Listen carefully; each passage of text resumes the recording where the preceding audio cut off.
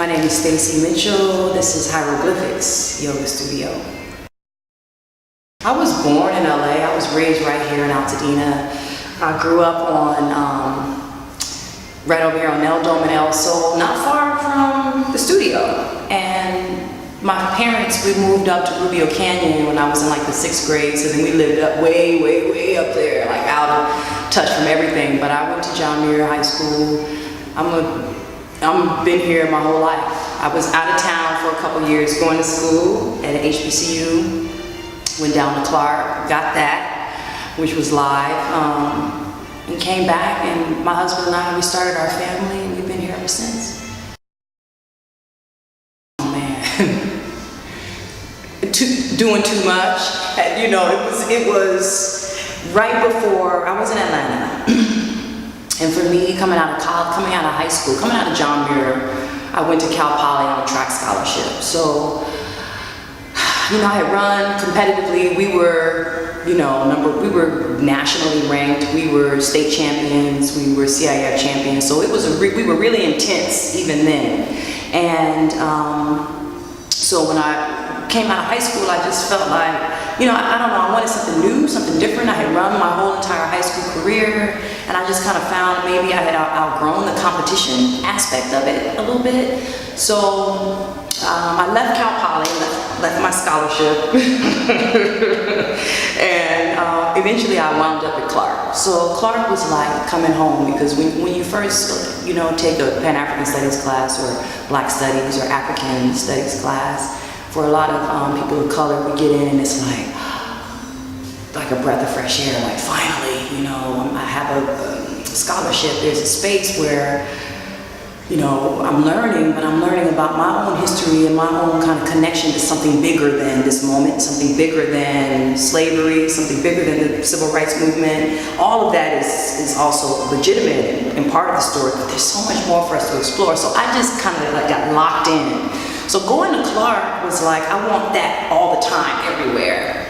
So to have my Spanish class taught from a Spanish-speaking man who looked like my uncle from Mississippi, you know, or my good professor, history professor, Dr. Linda Lane, who looked out for me and made me pillows because I didn't have no furniture in my apartment.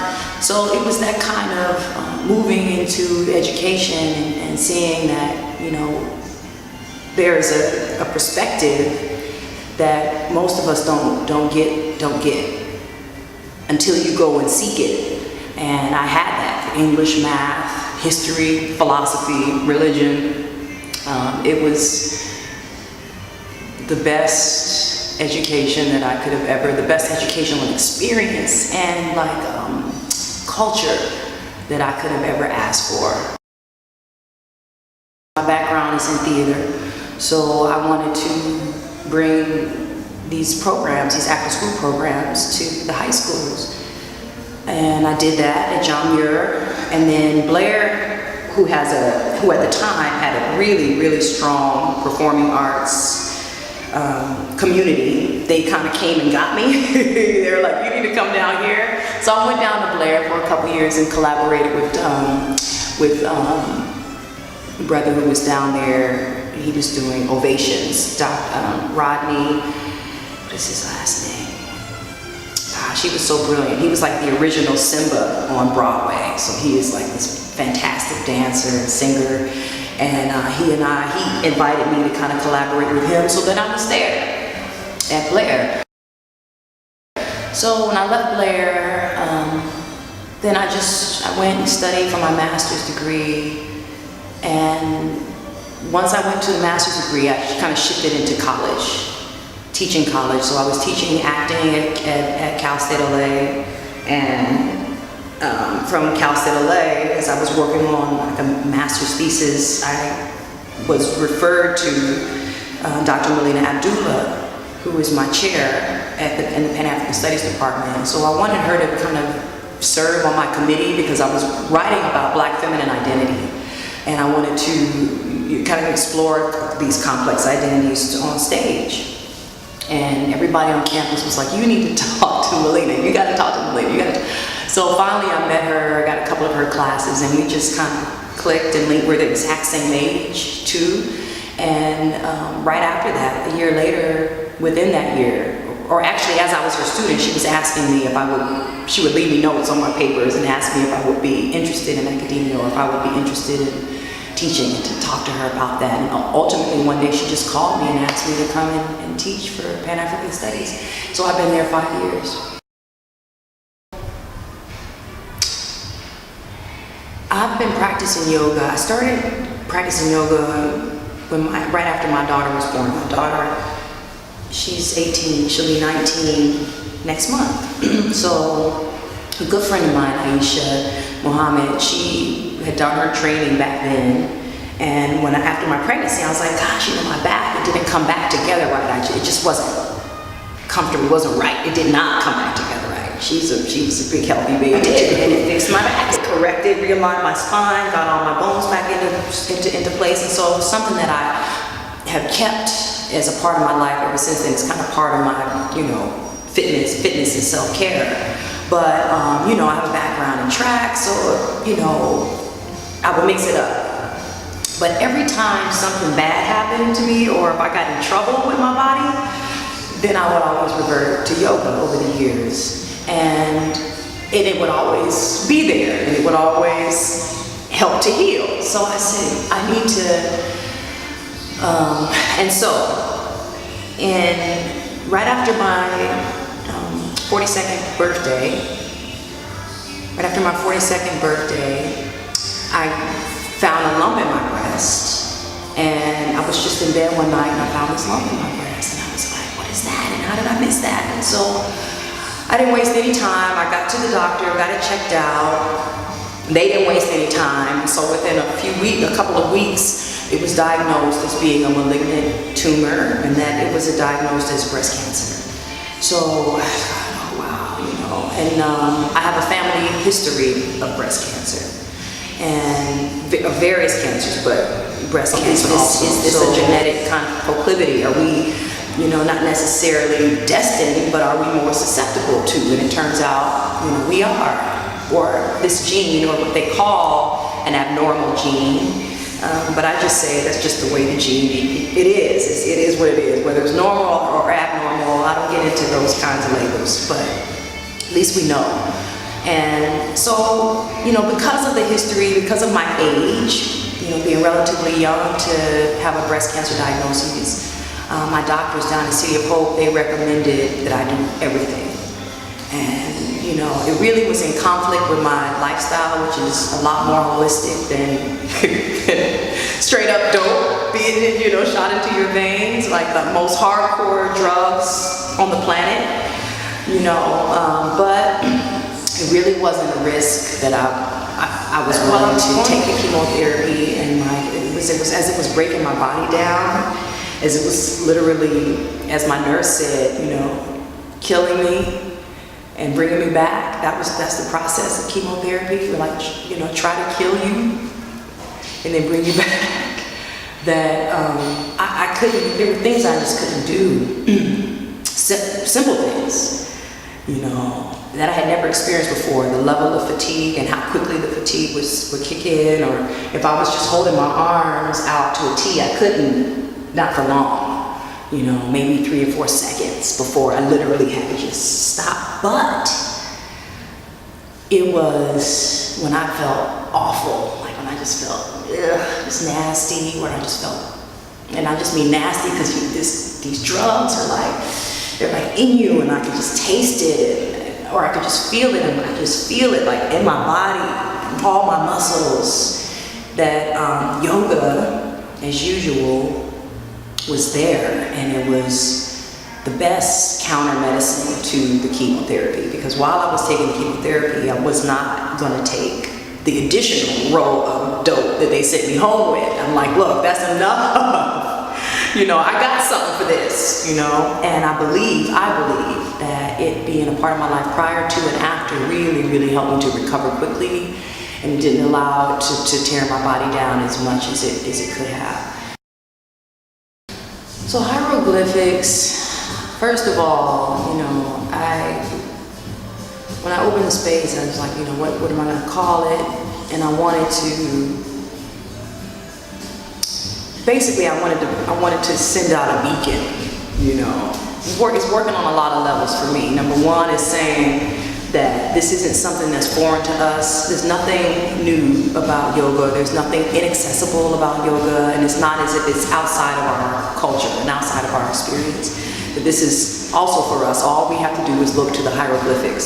So on my Facebook page, I have this really dope picture that the Atlanta Constitution ran of, and it said 5 things that Africa created that we don't get credit for. And it was like martial arts, yoga, Olympics, monotheism, and one more thing. And this picture, I was like, this is the inspiration. Well, this is one of the inspirations of the space. Like to see a hieroglyphic, an actual photograph of a hieroglyphic or carving of a woman in plow pose, which is a very common yoga position. But beyond that is that these are just shapes with our body. I mean, babies do these shapes. We do these shapes as kids. Most of these poses, a lot of these poses are just already in us. They're already kind of inherently part of life. But because it's not like formalized or documented, when it comes out of a lot of indigenous cultures, like India, which is close to Africa, as you're gonna get as far as Black people, and African traditions that it's just a normal part of our life, like hip hop, dance, like rap, that we don't have to like ABC 1, 2, 3 it. We just do it. So I wanted to kind of come back to that to say, first of all things are accessible to us, and part of our identity as Black people, part of our identity as a Pan-Africanist kind of community means that we are a little bit of everything. So therefore, why not, right? So come and get this and know that it's a legitimate practice, and it's a healing practice, and we need to do a lot of healing in our communities and strength. So both, you know, so some of those pillars for the mantras of the studio, well, the mantra of the studio is born in struggle, raised in grace. But some of the, you know, the wording is like power and grace, strength and humility, you know, so having these opposite ideas, but bound by yoga. And that yoga is like that forceful union of opposites. That's what it is, the practice. So that's what I was thinking, that I want to create a space that's here. So I remember coming up here because I knew a family that owned what is now Lucy's Place. When I was a little girl, he owned this whole shopping center, Mr. Lee, a brother. So when I first had the idea, like I want to do the studio, that night, what I call the devil came to me like, girl, you crazy. You don't know nothing about opening no studio. Who's going, you know, all of those doubts just like flooded me. And I was like, where did that come from? So I got up the next morning and got in my car and just started driving. I knew that I wanted it to be in Pasadena because the next level for me would be working in my community, literally working in my community. I should be walking distance from where I work if I'm going to do my own business, which is what this location is. And so this corner is hot, you know, Pasadena Drive in Lincoln. Everybody knows Pasadena Drive in Lincoln. There's a lot of traffic. We've changed a lot, but it's also like people who are from here, they know that this is, you know, still the hood, you know what I mean? They know this is still part of the Pasadena community. So the location was everything. Plus there's plenty of free parking all around here. We have a parking lot in the back, and I thought maybe the rent would be reasonable, which it is, it's reasonable. And, but I also wanted to create an exquisite space, you know, a beautiful place where, you know, not just an old dusty room, you know, but a place that is inspired and feels warm, and people feel welcome, but where they just don't want to leave, you know. So this is an extension of my home. This room could fit really nicely in my home, you know. It goes with everything else that I'm doing, this whole studio. Ultimately, primarily, it's my practice studio that I'm inviting others to come and practice here with me, you know. So as long as I can maintain that vibe, I think I'll be all right. Folks have a tendency to come to my house first time and fall asleep on my couch, like, oh my God, I'm so sorry, I got so comfortable. And I'm like, well, that's good, you know, you feel at home. So that's what we're doing here, is trying to making the benefits of the practice of yoga easily accessible to this community, and to also just to simplify it, decode it, and to say, yes, it's for you, you know. It doesn't belong to everybody else. It belongs to you, whoever you are who walks through this door. I had a woman ask me, like, okay, so this is so you're opening a yoga studio? I was like, oh yeah. She was like, I feel real comfortable saying this because my father is black, and already my flags were like, oh God, what's she gonna say? And she's like, so do you know, I don't know, like, she couldn't even figure out how to say it. But essentially she wanted to know, was I gonna cater to black people, you know? And I looked at her, you know, and that's, you know, kind of like what we were talking about. Like, because I'm black and I have a yoga studio, then that must mean that it's something other than the yoga studio. You know, that it's, I don't know, what, we're gonna be doing pole dancing, and I don't even know what that means, you know. But I told her, I said, well, listen, you know, I practice at Core Power. Is where I practice, where I got my certification. I'm like, you know, I look around, you know, I'm the only black woman there. Ain't nobody catering, you know, I don't really know what that question means, like cater to. Like, I'm catering to people who practice yoga. I said, but I'm a black woman, straight up, you know, I'm a womanist. So right at the center of that, there's an integral, intrinsic love for black women. That's the source. And then everything else that comes from that and around that. But there will be world music. There will be hip hop. There will be reggae. Is that what you mean? You know, and it's my studio. So, and this is who I am. So to cater to, I don't know if that's the word, but that's definitely my primary target audience. Yeah, everybody else is welcome. You know, everybody else is welcome, because that's just how we get down. But when I look into the larger yoga communities, what's happened now is that white women have become privileged in this space, and it doesn't belong to anyone, you know. So Patanjali, who is credited for formalizing the 8 limbs of yoga, is a mystery. They don't know who this person is. They don't know if it was a person, if it was a group of people, or what. It's just the names. So, and with what we know about our own history, I feel close enough to it to say that that not only am I welcome in the practice of yoga, but everyone through me will be here. You won't feel, no matter who you are, you won't feel like an outsider within. Yeah. So many benefits for practicing yoga. Number one, I think, is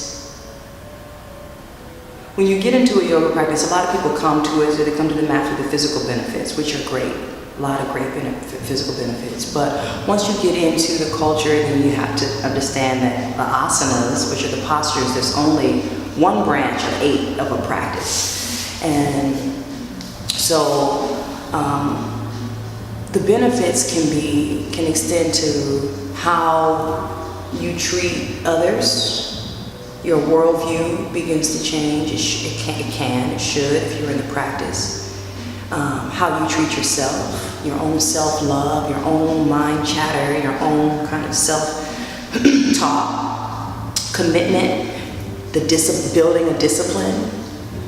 You discover that you're stronger than you ever thought you would be.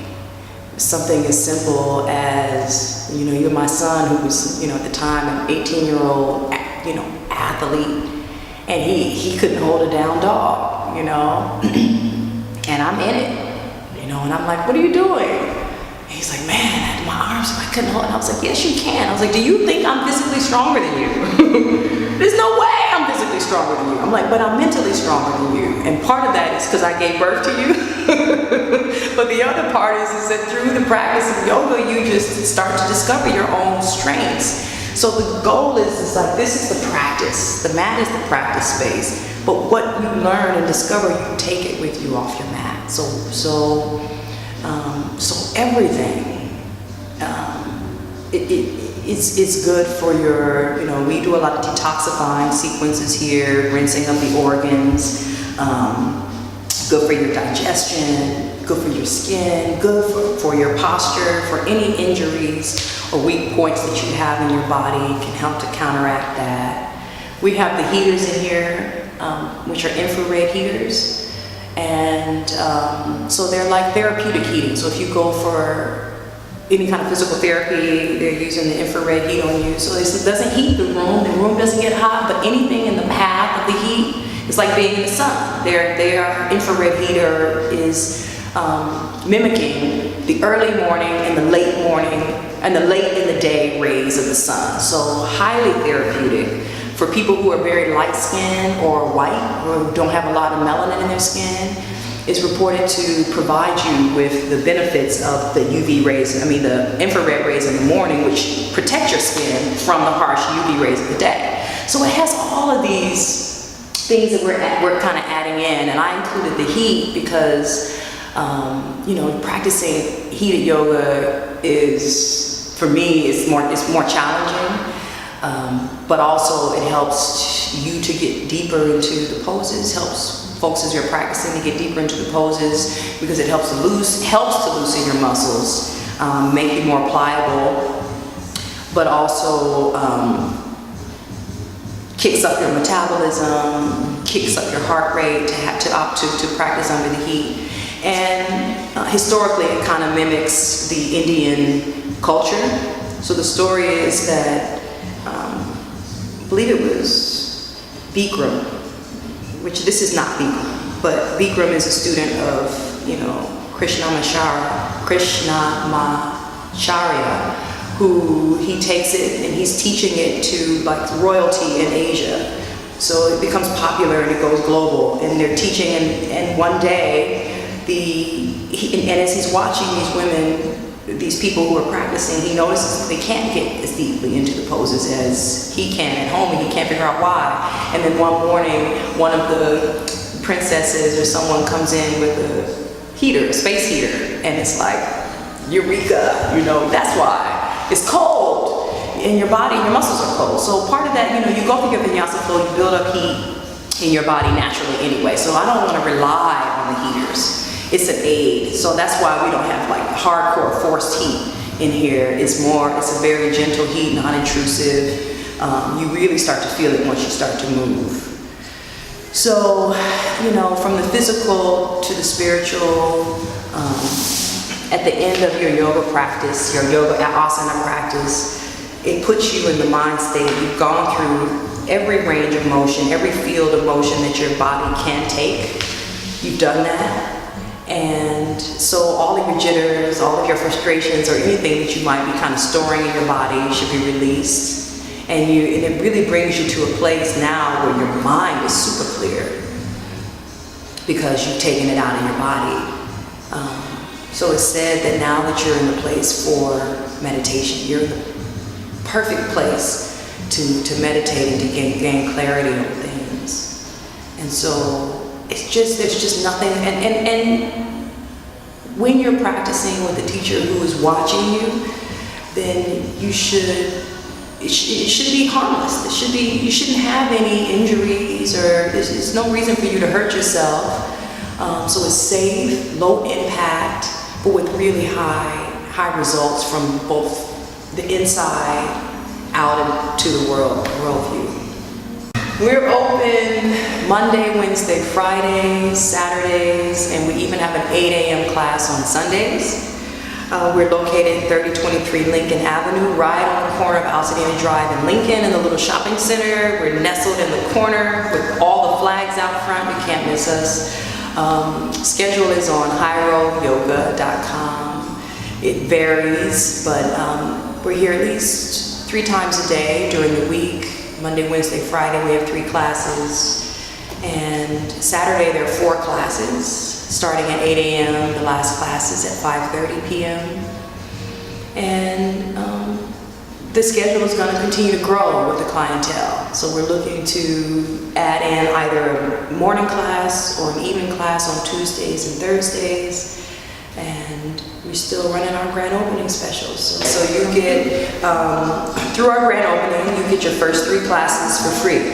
So those 3 classes need to be taken within a 7-day span. So on one hand, it's the challenge for you to come to your mat 3 times. In order to establish a practice, you should be coming to your mat more often than not in the course of a week. So the goal is really 4 times, but at a minimum of 3 times a week, within a 7-day span, you can take your first 3 classes for free.